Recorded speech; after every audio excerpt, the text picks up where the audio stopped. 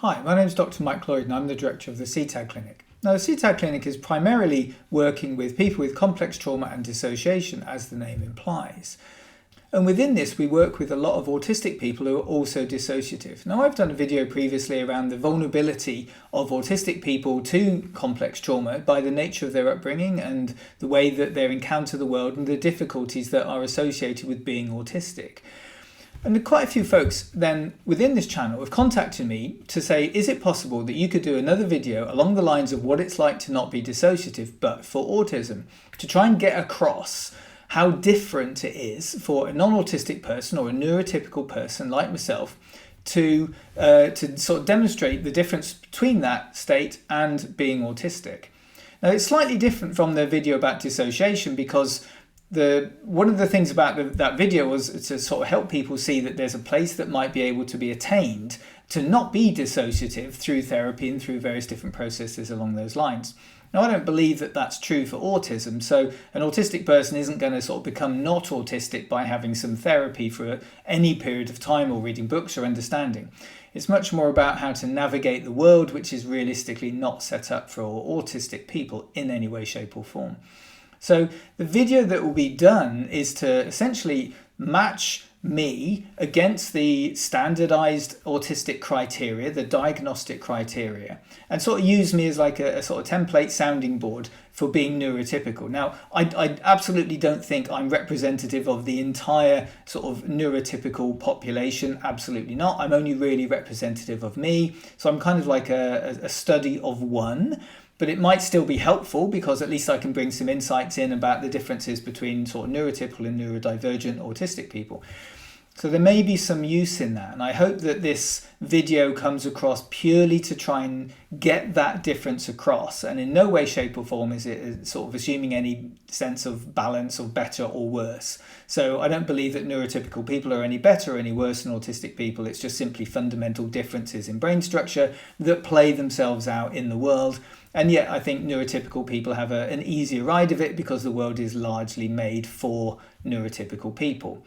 So the video is going to be sort of matched against DSM-5 criteria for autism, the sort of the two main characteristics, and I'll look at some of the other stuff along the way, but also to add in possibly some ways in which it's evident that how autistic people are, and again, this is kind of like quite generalizing, and I'm hoping it doesn't come across as condescending or patronizing in any way at all. It's absolutely not my intent.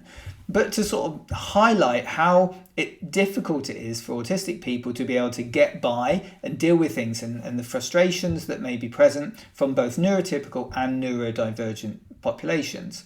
So it could be really useful as a way of being able to understand the brain of somebody like me from the autistic perspective, just to get some insight into why it is that the way that some of the autistic behaviors manifest might be quite problematic for people who are neurotypical, because it's a complete difference in brain structure along the lines of these criteria.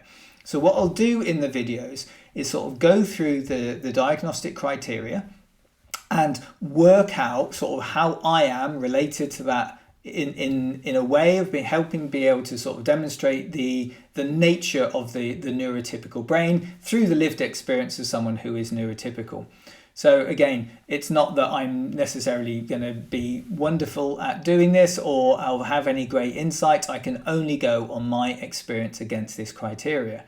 So before I start this, I'm really interested in gauging the thoughtfulness of the channel, just to see how people feel about this being done. It has been requested from people in the channel, but I thought for this one it might be intriguing just to offer the opportunity of some specific questions. So we do have the diagnostic criteria, and that's largely around social communication and sort of like, patterns of behavior and things like that, and duration and when these things started and the functionality and the distress and all the impairment and all of those sort of criteria.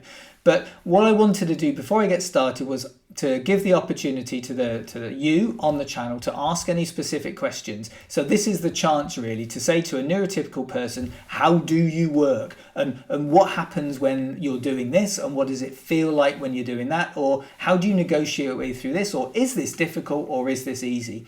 So I'd really like to personalize this to the channel so it becomes a little bit more than just me talking about not being autistic. It actually answers some questions, an opportunity of anyone in this channel who is autistic or is keen to know from my perspective what it's like to live the world through this neurotypical lens that I see everything through and experience everything through, this is the chance to ask some questions, and I'll do my best to answer them in the videos. So each video will be, I think, 2 videos going through the 2 different main aspects of the diagnostic criteria, and then each one of those will also have some answers, hopefully, from the questions that you've posed. So thanks very much for watching this.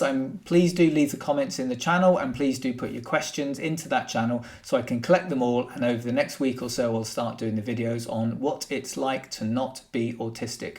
So until then, please do take great care.